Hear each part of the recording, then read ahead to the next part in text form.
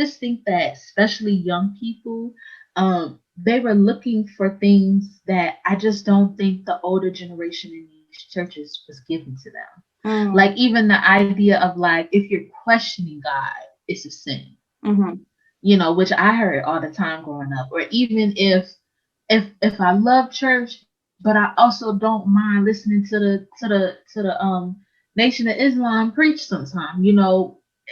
There I feel like there's not enough flexibility. And when you think about our generation, we've been through a lot. You bougie bitches kill me. And if you don't get it together and drop these macho attitudes, you are never gonna have anybody bringing you anything, anywhere, any place, anytime, ever. Mr. Vice President, I'm speaking.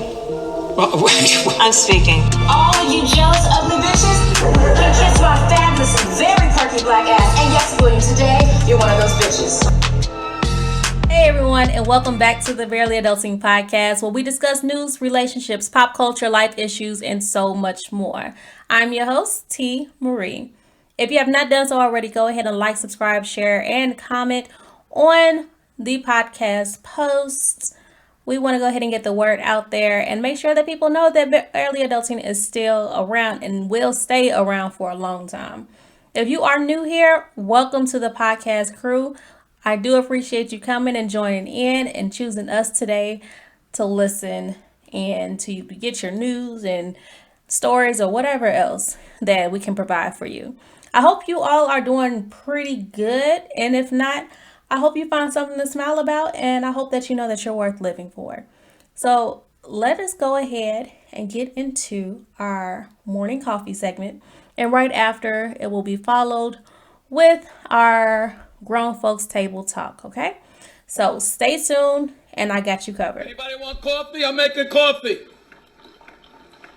Anybody want coffee? So first things first, we have Trump being impeached and charged with inciting insurrection, which took place at the U.S. Capitol building on the 6th. This is the second time Trump has been impeached since his presidency, and this is actually the first time in U.S. history that a president has been impeached twice. In the same token, the FBI has been making hundreds of arrests because of the siege of the Capitol building, after receiving over 140,000 tips identifying rioters. Next, we have Issa Rae. She actually announced that her very popular show, Insecure, will end its run with its 5th and final season on HBO. Lastly, Jasmine Sullivan drops her first project since 2015 called Hotels.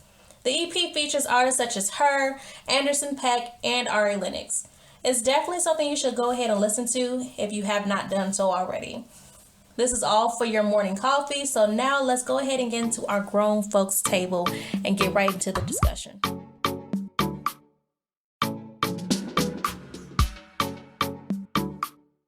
Okay, y'all. Welcome back. I have another special guest with me today. Miss Dani, why don't you go ahead and introduce yourself? Hello, everyone. My name is Dani or Dani Renée, depending on where and when you meet me. I am an astrology enthusiast. I read tarot cards. I'm a baby tarot reader, so I have a lot of growing to do. And I also am very passionate about West African forms of spirituality. So thanks for having me on the show, Miss Tia. I'm happy to be here. No problem. So let's first tell the people how we met, where we met, how long we've known each other. If you want to say it, go ahead. I'll let you. I'll pipe in if I need to, but Okay, y'all. So me and Tia met in high school. Mm-hmm. I want to say I first met you in band before we had classes together. It was because it was in the summer, and you know how we do. And the summer before, in camp and all that. So we had to do marching band. We had to do the Bud Billiken. So we met way before classes even started. Okay. And I'm trying to think, what did I remember from you? I will say this, even though it took me a while to actually go ahead and talk to you, I would say you was always very fiery to me. Always, I'm for real. I was like, and it's crazy. I found out later, we're both Sagittarius. Yeah. But I'm like, before I even was really into that or whatever, I was just like, who is this girl? And you had all these damn brothers and sisters. And I was like, who is this girl? But you was always kind of spicy, kind of fiery. Like, that's why I'm looking at this red hair. I know the viewers can't see it, they can only hear, but she has like this, what is this, like saffron reddish? I call it like a little gingerish color. Ginger. Like that, yes. So it definitely matches your personality. So that's what I remember from you. And I was like, I just felt like I was like, who the hell is this girl? Can I curse? I'm sorry. I'm not going to be vulgar, but... No, it's okay. Like, okay. We're all adults here. Okay. They can't handle it. It's fine, you know. What do you remember about me, since we do go way back? I'm curious. When we first met, I can never remember anybody's first meetup story, except for like one or two people. Same. At all. Like, I just know that one time we became friends. I knew that you were... A hot mess, child. Okay. All right. I knew you hung around Blair a lot and Jacinia. I did at that time. Yes, at that time. Because we all yes, and we all came from the same middle school. Right. Yeah. She was a flute, but y'all came from the same middle school. Yes. I didn't go to the middle school in the district. So I came in fresh. And honestly, that's kind of a recurring pattern with me. I'm always coming in fresh places. But anyway, I just knew that it was a three of y'all for the utmost longest. Like, whoever came from that middle school, I forget which one it was, because it wasn't where everybody was at. It was a couple of y'all. Yes, because we was and that's funny you say that. For people who like familiar with Chicagoland area, like we were always with like the Markham and Harvey kids. So I was from Harvey and I ain't know nothing. I know that's what was crazy. We was always with like the Markham and Harvey kids, and it was only a few of us who went to our high school. And Tia, I swear, when we all got to this high school, like, these people is rich. Because the vibe was so different, you know, and it was, especially back then, not now, but back then, like, definitely Black bougie excellence. Yes, you know, they want to be gangsters, but you're doctors. Like, how does that work?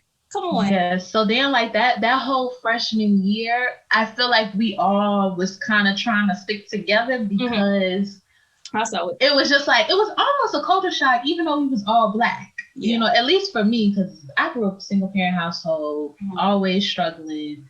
You know, typical unfortunate Black American dad story. Ain't nothing wrong, just trifling, you feel me? So we was always kind of like, you know, check to check living. You know, at the time, I didn't know about my brothers and sisters. So I grew up an only child, and I was, you know, my mom was always working. I was very much what they call a latchkey kid. So it was also interesting too, because I feel like that made my personality too. Yeah. Because, you know, when you're in the house by yourself, it's nobody to judge you. You don't know what's normal, what's not normal. And I've always known you as the only kid anyway. Yes, very much so. And, you know, and being with my mom all the time, like I said, me and my mom are very similar. We just have two different routes. You would call me, I guess, like the extroverted version of her, even though I'm not super much the life of the party, but like we both, like my mom is kind of quirky and I'm the same. So we just was in that house, like, and I don't want to ramble, but I remember like my mom had went back to school because my mom didn't graduate college for a long time, and she was always in and out of school, you know, single mother story, trying to do better. And my mom used to read to me her college thesis papers and read to me her books, and would be looking at me like I was crazy if I wasn't catching on. So I kind of, I guess, adapted. So I was like kind of understanding very higher level things, because she would talk to me like I was just like on the same level. And my mom talks about like how maybe she shouldn't have done that, but she did that to me a lot. So I think I've always had like, I guess like that, like I like to learn, and I like higher education, and I like talking about very, you know, philosophical things, because like this lady was talking to a damn 10-year-old, like like I was in class with her. It was just like, catch up. Look, I don't see nothing wrong with that at all, because I'm also the same way, but I had a different upbringing where, yes, I used to read a lot. at that. Oh, wow. Especially before, before high school and all that. Reading was my pastime. Like, I'll sit here and read a book for hours at a time and be up. Like, how these kids nowadays be up on their phones, and me, on their phones all night until 3 o'clock in the morning and whatnot? That was me with a book. So I always had a book in my hand. I always had it in my bag, And even in high school, I always did that. But at the same time, like I said, I had a different upbringing. I had a two-parent household where a bunch of kids, a bunch of siblings or whatever. And I had to make time for myself. Wow. So that was part of my alone time, my me time, to actually be, lost in a book and a story. And I wrote my own stories at some point, like in grade school. Wow, I didn't know that at all. Yeah, girl, that's amazing. I was an English literature major. Like, it just, I knew that, but yeah. So all of that played a part. Yeah, all of that played a part. English was my favorite subject in high school. Like, we had classes together all the time too. Yeah, that's why I'm like, don't ask me what classes we had together. Girl, I saw you so much in school. Girl, we got hold on. We got kicked out the same program too. Oh my God, yes, we did. Oh my God. Look, what I tell you, me and Dani has been together since like day one. Like, starting with band, that was just the beginning, right? That was just the beginning. Ever since then, I didn't even stay in band. Like, my mama took me out because she got tired of cruise. But oh my God, I'm crying. And cruise, like, still a part of our lives because of Tyreek. But yeah, like, we were together like all the time. We really have. That's crazy when you think about it, because you always think of like your friends. We friends, but we didn't always hang out. It's like, damn, we really like kind of been around each other constantly, like since day one. Like you said, that's crazy. Like, even if it was just like, because I know I was a floater. Like, I didn't have a set friend group at all times. Like, yes, I hung out with a couple people. Like, you remember Cheyenne? Yes. Sierra. Triani. Who looks beautiful now. Shout out to Cheyenne. Come on now. She was always bad, first of all. That's the one who taught me how to do baby hair. Oh, my baby hair used to be like this on my eyebrows. Oh, look, we're not going to go back to those days, because I remember pictures and I ain't trying to go back. Like, we all had a little come up. We all had a little come up, okay? But even then, I was still a floater. So I would float to y'all a little bit every so often, because I know Janelle was there and then you was there and all that. And then I will float over to somewhere else and then float somewhere else. And I'm just like, I was never just here. Like, I had a main, but I was never just, you stagnant. Go ahead. So but that's another story. That's definitely another story for a different day. The why I do the things I do and everything else. Like, could never stay still. But fiery, huh? Fiery, always. Yes. Definitely. I remember myself being, real chill. Just okay. I guess you were always nice and polite and open, but definitely had a little cayenne pepper to you, like always. Let me tell you this. As far as I remember. Let me tell you this, because we still gotta get to the subject. Let me tell you this, because I remember this one time when we was in band, right? And Cruz had said something. I would get away with anything. I promise you I did. And I loved it. I really did. But I had said something that nobody else could say to Cruz. And he was like, okay, Tia, it's all right. Come on. It was always something like that. And I'm like, man, I am very sarcastic. Like, it's ridiculous. It's ridiculous. That's crazy. I love those days. Yeah, I'm sorry, y'all. We really could sit back and reminisce for hours, because I'm just now realizing just how much history we got. But thank you y'all. So anyway, outside of all of that, man, did I finish my story about how I met you? Maybe did. Sort of, in a sense. Yeah, I think so. Yeah. But we can go on for days with this type of stuff. So right. We got to move on. We can't keep talking about this. All right, y'all. So me and Dani actually have not spoken on the phone in a long time, and had like real dialogue and conversations and whatnot. Like we told y'all before, like we've always been friends. We we've always watched out for each other on social media, whatever, make sure you's good, things like that, you know, that passing thing. Definitely. But I think we also have the friendship where it's like we don't have to talk every day, or we don't have to sit here and be like, oh, I got to check in. Hey, we good. We start back up from where we left off before. It's all good vibes, you know? Definitely that type of relationship. Yes. And I have no problem with that because I'm bad at hitting people up anyway. So either or. All right. So let's get into the topic of discussion. So this week, we are talking about spirituality versus religion, and how we feel about that, especially as millennials coming of age and things of that nature. So my first question to you, and we can just go ahead with this dialogue and see how it goes, right? Mm-hmm. Do you believe that it's natural for us to start questioning our religious beliefs and spirituality, as in like a coming of age story, when we get to, you know, that millennial age, which is like our 20s to 30 year time frame? Absolutely. I think it's a misconception that we are like the only generation doing this too. Because I feel like naturally when you hit like your teenage years, your early to late 20s, that's a time when you start to, you know, it happens a little bit growing up, but you really start to figure out, who am I?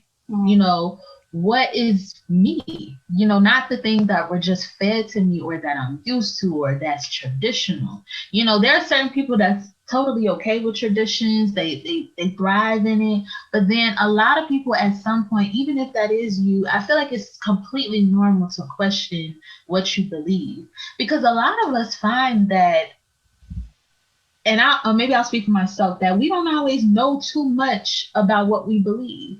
Like we kind of know the basics. You know, we know what our parents told us. Right. We know why other people say it's important. But sometimes when we sit down, a lot of us can't answer those questions for ourselves. So I feel like in trying to answer those questions, you have to question it. Like you have to question it. That is true. And honestly, let's backpedal a little bit then, especially based off of what you just said, right? What was your first religious experience, if you can remember it? Any type of, you know, something that told you like, okay, I don't know about this, or experience about, you know, your earliest memory of being whatever religion or that you subscribe to at the time? I was just talking about this with somebody. Well, I'll say this. We can start from birth, okay? Okay. When my mom had me, and this is why talking about my mother is very important. When my mom had me, she literally said she visited a random church one day, and the pastor of the church stopped his sermon, pointed her out, and said, "Bring the baby up here." So I was a baby, and she was like, I don't go to this church. Like, this is not a christening, for those who know what a christening is. Like, and he was like, no, bring the baby up. And literally this pastor from birth, like as a baby, said that you need to teach this child how to speak to people. Her words are going to be what define her. Like, she's going to save people, and she's also going to check evil with her voice, with her words. She's going to be very, very anointed in whatever she does. And he specifically said, it may not be singing how we think, you know, in church, right? You know, the Christian Baptist church, everybody thinks they anointed, honey. Right. Right. And he was like, no, there's something about this baby that needs, you need to check how she speaks. You need to guide her, raise her up properly, because she's going to be speaking to people. And he also kind of mentioned that this baby's going to help and heal people too through her words. So if you want to talk about my first, I don't have any memories of that, but my mother will tell you about this story. Like, that was kind of like my first introduction, right? Mm-hmm. But I'll say, like, growing up, I was always kind of at church, because that's where I found acting too, when I was doing drama, which is a whole nother story. But I never really was into church, but I never hated it per se either. Right. It's just like, I saw how it would move my mom. You know, there was a moment in my life where I lived in Cape Town with my great auntie who passed away, and My great auntie loved to read the Bible, but she really didn't go to church. She would listen to blues on Sundays, okay? And that was her church child. And if you listen to the blues, so I would watch her, and I would watch how my mom was in church, and I would just watch people and how it would move. You know, that's not to say I was never moved, but I would say I never was like into it, which I don't understand why. And I was just always a floater. Like I was always the kid who was either way too quiet doing their own thing, or like I was asking inappropriate questions like, how do you know this is real? And you know, they'd be like, hush. But that's the thing, like, how do you know that's inappropriate? And that's another thing to talk about too, because as a child, yes, we all watch and we all observe. And you hear it all the time, like kids are sponges, they soak up everything. But a lot of times we just sit back and just look. We sit back and we watch just to see what's going on and trying to figure out, like, trying to piece together what we're watching and trying to make sense of it, right? So that's where those questions come in from. It's like, oh, well, why do you do this and why do that? It's not a bad thing. It's like we're just trying to figure it out. Why you're over here shouting, right? Why are you praying? Why are you screaming to the top of your lungs? Maybe that's just a demon coming up out of you. Who knows, right?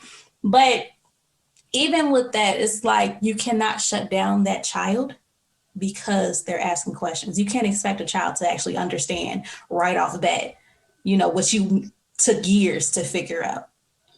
Yeah, so I think that was exactly what you're saying. I did a lot of observing in church, and at the time, you know, being, you know, Black American family from Memphis, Mississippi, you know, the church is, you know, it's a communal place. Like it's a place you're always at sometimes, you know, sometimes it's the only link to your spiritual self that you have.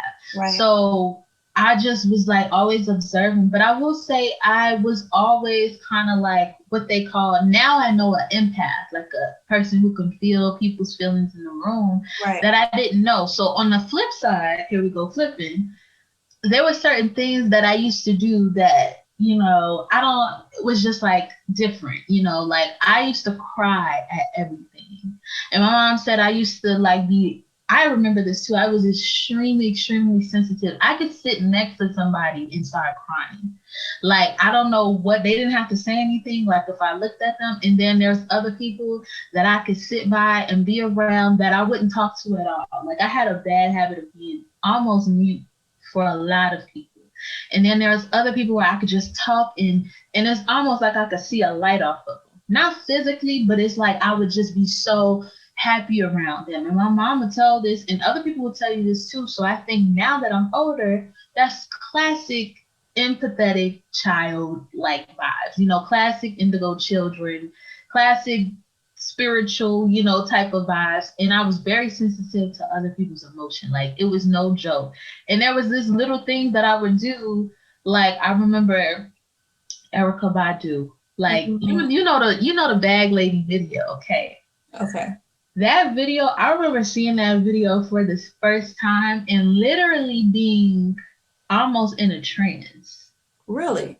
Yes, it was like her energy. And now that I know, like Erykah Badu dips in all types of stuff, Ifa, voodoo, you know, Buddhism, all types of stuff. But it was something about the colors, the way she was singing, and from jump, like I had an affinity towards Erykah Badu, and even like India Ari, who very, very low key. A lot of people don't know she follows Ifa a little bit, which we'll get into later.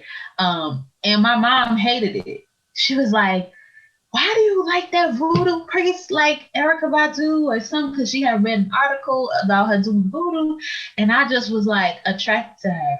And even like in my family, you know, not to give it too much away, but it's obviously a little hoodoo down my ancestry. And I think, you know, my family, because we are saved, quote unquote, and because everybody has found God, I think it bothered people that I kind of was going back to what they deemed as witchcraft. Or I was liking stuff that even like my mom didn't want me to wear seashells in my hair because she knows like seashells, cowrie shell is very common in like Ifa, which is a West African religion where they say voodoo, candomblé, santeria, that all comes from there. you know, and there were certain things that I was just attracted to that my mom literally was like, Dani, I love you, but why do you like this stuff? Like, what is it? Like, it scared her. So on the flip side, I was like it was like two sides to me. Like, I was always in church with my mama. You know, we wasn't every day, you know them kids, not preaching kid church. Right. In church every day. But I was like in church, you know, watching and just kind of soaking up. And on the flip side, I was always attracted to like things that were considered witchcraft or voodoo, or why you want to. I used to tell my mama all the time, like, I'm going to move to Louisiana and live in a swamp. And she's like, why do you want to do that? Like, and I just used to say it. So it's kind of like I always was like into certain things that people felt like I should not be into because of, like, you know, different things. And I don't want to ramble, but that's my life. Literally from day one, I've had a very interesting life with spirituality and religion. It comes with fear at the end of the day. But you did say, because I'm gonna get into the fear portion, right? You did say that you were an empath at a young age and you used to cry when you were around people. When I tell you, I had people tell me when I was a baby, I would cry with certain people, just with certain people. And it's so funny because those same people tell me today, like, okay, you don't cry around me no more. But when you was a baby, anytime I would like think, I guess in my mind at that time, I would think I'm going to that person, I'll start crying. Might be something different. But at the same time, I'm just like, I don't know what that is. I don't know what we got going on, where it's a little bit similarities that I'm hearing from your story. And I was going to say, I think babies naturally have the gifts that we try to rediscover. Oh, of course. You know, it's, you know, because babies are just coming from that world. Right. And look, hold on now, because I just read something about a particular religion. I'm not sure if you know this or not, and I'm not sure how true it is, but it sounds very, very, a certain religion or certain culture, they, after giving birth to a child, the child instantly goes to the grandparents for a couple months.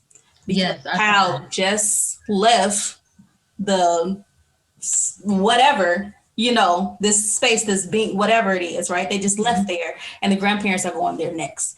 So while the grandparents are there with the child, they're soaking up all information that the child already has before they forget. Yes, I know exactly what you're talking about.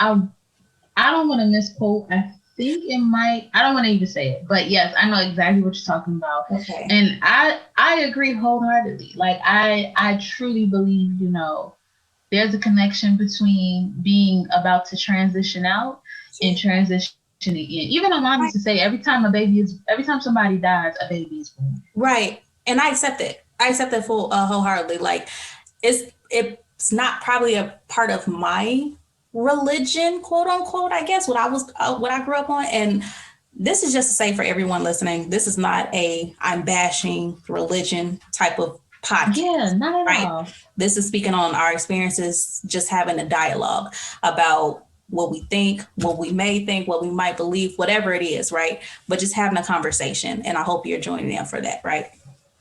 So let's kind of go over the fact that we're talking about identity. And how identity has a big part of finding yourself, one, especially in this culture. And just believe this, Black people are not monolithic at all. You can't put in a box or anything like that. But based off of our experiences, because like you said, that you grew up in the church, I did too. And reference to that, like me growing up in a church, I went to church every Sunday. I went to Bible band at times. I went to Thursday night prayer, whatever, or Monday night prayer rather, Thursday services. You was a church kid. I was a church girl. Okay. I was like a church girl. I'm not gonna say I am, but at the same time, I have not been faithful in going to church as much as I, used to, especially with COVID going around and whatnot, right? Yeah, but even before then, I've been trying to find a good church home, but can't find a good one that is close to me, that rocks me. And I only say that because I also had the spirit of discernment as well. So when I go into a certain place, if it ain't feeling right, I'm not staying there, you know? As you should. Right. So I move around. Like if I go in there, I'm like, oh, this ain't it. Like something in my spirit told me, like, go ahead and dip up out of there. Mm-hmm. That's what I'm doing. So I haven't found that as of yet. I have been listening to a couple of pastors online and things of that nature. But again, you'll find it though. Of course. But at the same time, I'm not stressing it either. I miss the church house. Don't get me wrong. I do. But I'm not stressing it because I know that regardless of any of the buildings that I go to, I got to be right with myself and I got to figure out for myself what I want to do, where I want to go, if that makes sense. No, it makes absolute sense. So as far as religion versus spirituality, right? Religion is basically this construct of traditions and things of that nature. Mm-hmm. For people to believe in whatever they want. Spirituality is basically your relationship with your God. I'm gonna say your God because I'm not sure what you believe in, who you believe in, if you believe, right, in anything. But that's the relationship that you build with that being, right? A lot of millennials, like we spoke about already, are transitioning to more of a spirituality track versus religion, and they're walking away from religious I'm gonna say buildings, churches, cathedrals, whatever you want to call it, right? They're turning away from the actual religious aspect and going towards just the spirituality journey. Why do you think that is, and are you also part of that group of people who are turning away from religion? That's such a loaded question. I'll answer the second part first. I don't think I'm a part of that group who's turning away from religion, only because I really was never into it. Like I knew, I'm a heathen child. I knew a couple of half scriptures. I liked Sunday school because they gave us snack, but I was also bullied in church too. I was all over the place. Wait, no, stop, pause. Let's talk about this bullying because this might heal somebody out there. Come on now. Why was you being bullied? Because I was, first off, just a side note, this kind of goes into that identity question too. Mm-hmm. Growing up, and I say this a lot, I was fat, black, dark skinned, okay? And I didn't have a lot of money. In this society, the same way people bully adults, bullies others, like kids take that on too. So that's mainly why I was bullied. And I was also very quiet when I was younger because I had a bit of a social anxiety. And I told you, like, I was very in tune with people's energy and emotions. So it was sometimes hard to talk to people, to be quite honest. So I just got bullied everywhere. Anywhere there was kids, like I would say from like 6 years old to like maybe high school, like there was always this element of bullying, even if I was at church. Like I remember this one time, this girl stole my offering. How she steal your offering? Now you're trying to give to the Lord. How you going around stealing people offering? It probably was just $1 too. It's funny now because it's so trifling, but this call out. This shame the devil. Girl, she was like, we look very similar, but I guess she felt like she was more like, I don't know, popping. I don't know how you can be popping in church, whatever. So we'll make a way. So she will always like talk about me, say all types of stuff, call me fat, ugly, whatever.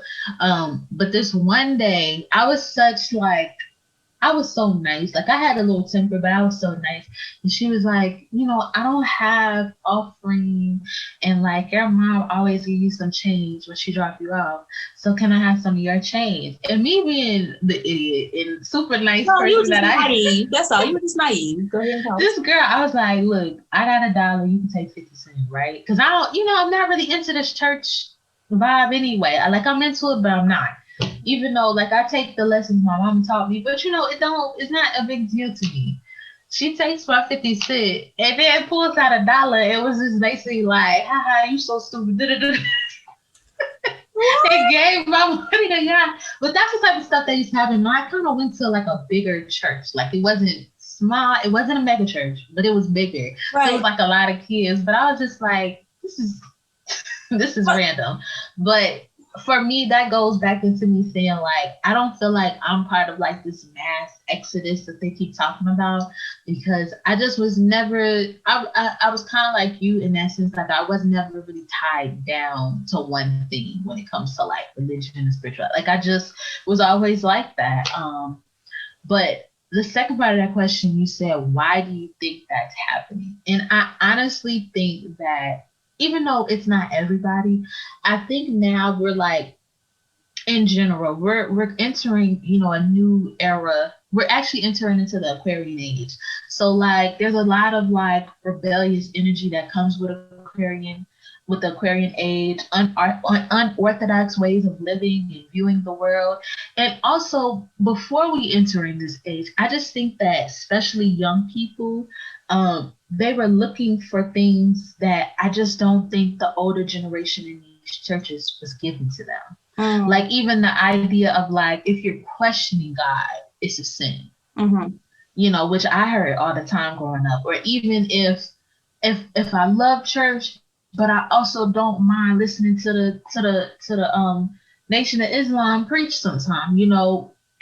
I feel like there's not enough flexibility. And when you think about our generation, we've been through a lot. We've seen a lot. The technology era, with the fast paced, something different coming out every year, started with us. We had 2A cell phones, Nokias, Razors, all type of gadgets, CD players, MVP. What was it? Wow. MP3. MP3. MP3 players. Oh, we ain't that old enough. iPads, but that rapid of like something new every year.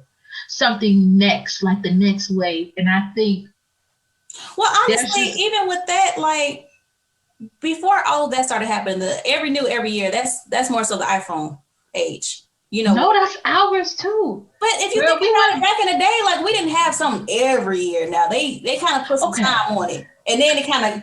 I only say that because we did have some type of patience and some type of time to mold, because we were still in the age where we went outside and played until the street lights came on.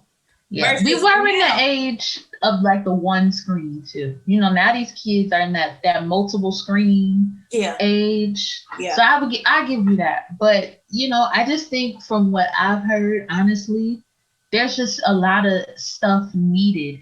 And then when you go into, like, you were posting something too, like, there's a lot of sexual abuse. There's a lot of abuse, period, physical abuse. There's a lot of power struggles, hierarchies that come a lot of times in churches, not just Black churches either, just churches in general.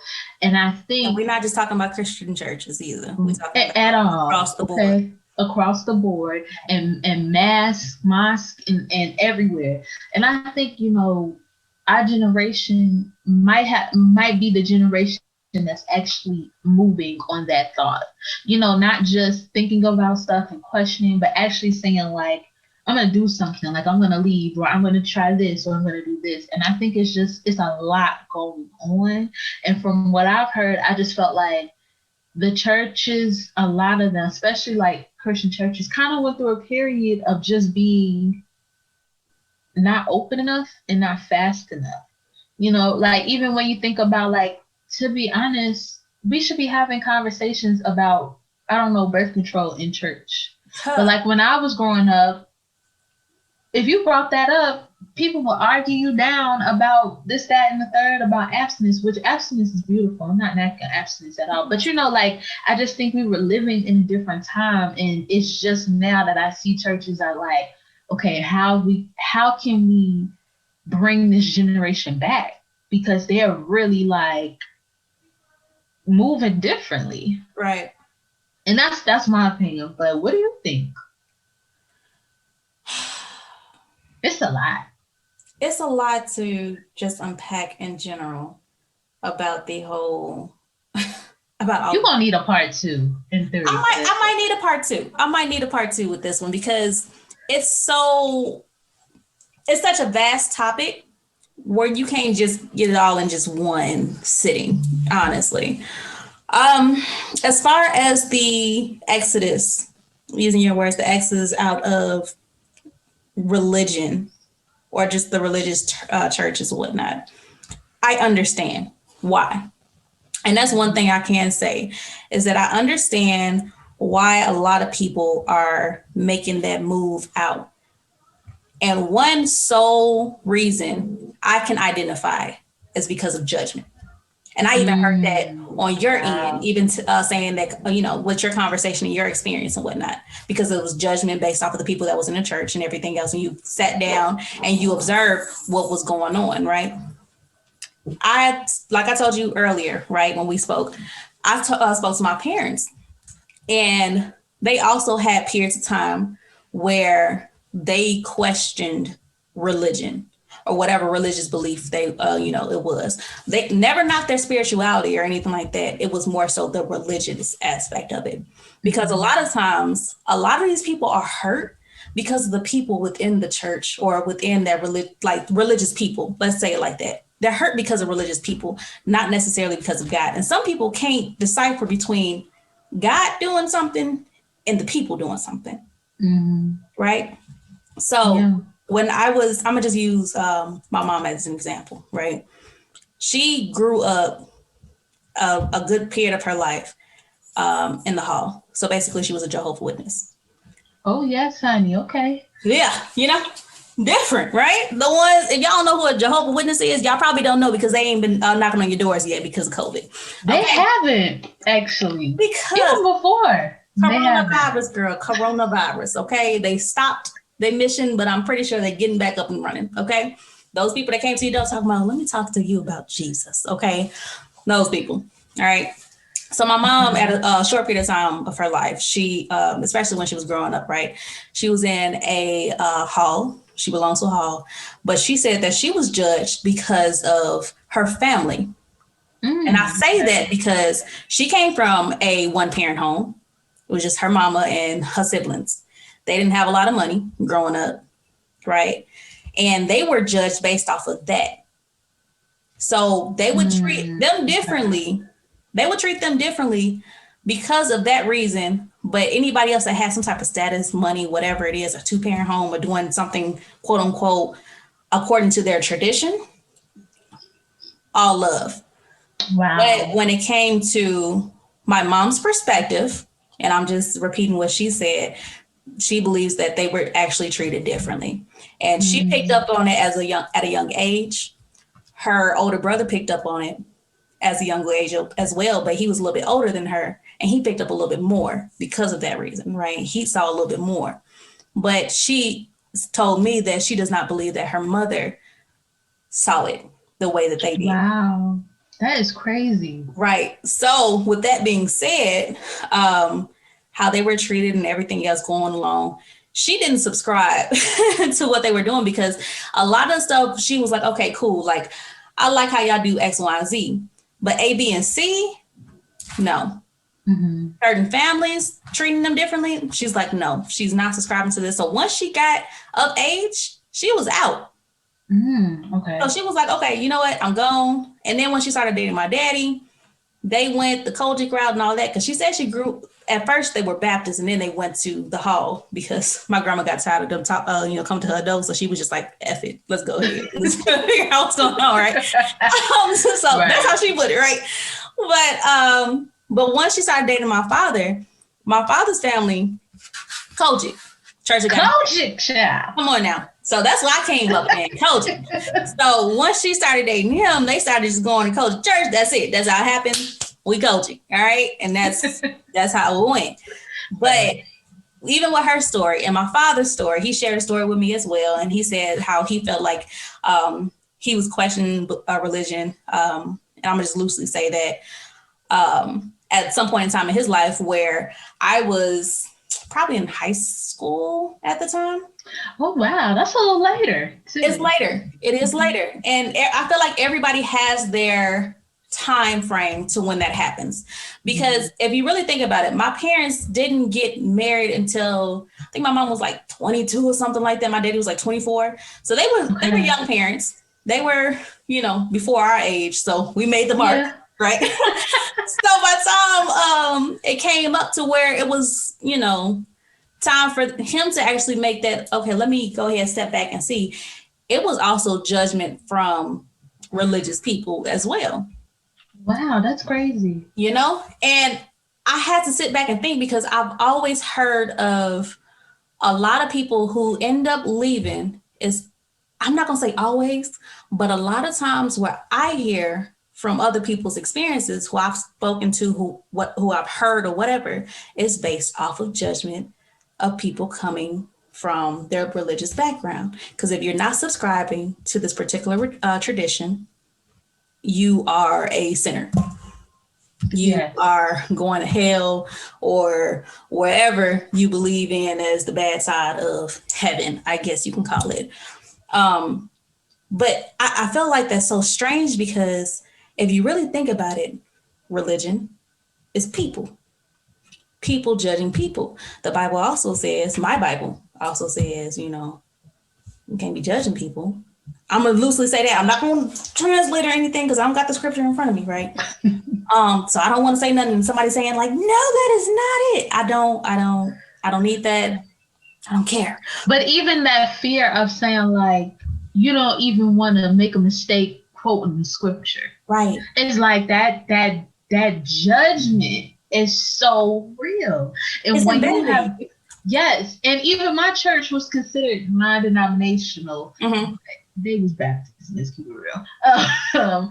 They tried to transition from Baptist, but like, it's just like that, even the fear of judgment, like before the judgment even comes, like you don't even want to say a scripture wrong, because somebody go, let me go ahead and pull it out real quick and let you know why you wrong about, look, Bible thumper, okay? It's like, it's okay to be the person that know the book, okay? If that's what you want, but it's like, what you're speaking of, you just showed it right there. But that's like, I don't even want to say it wrong. Yeah. It's funny. It really is, because like I said, Bible thumper, yes, that is a thing. But just like you study any religious text or a textbook for college to get through your classes, right? We get it. You're reading the words off the paper and all of the other stuff. But right. If you are in a space where you feel like you have to judge somebody else based off of what they did, because even coming up Kojic, we could not wear dresses. I mean, not dresses, I'm sorry. We could not wear jeans, pants, and all of that as women, because we were women, quote unquote, I guess. So we only had to wear dresses or skirts and things of that nature. Sometimes you can't show your ankles. I know in other cultures and religions and things of that nature, right? Mm-hmm. Otherwise looked at as a sin for whatever reason. I truly don't get why that would be more important than understanding or getting something through that spiritual journey. Because a lot of people go and talk about why you can't do this, why you can't do that, and all this other stuff. But that sometimes overwhelms a person.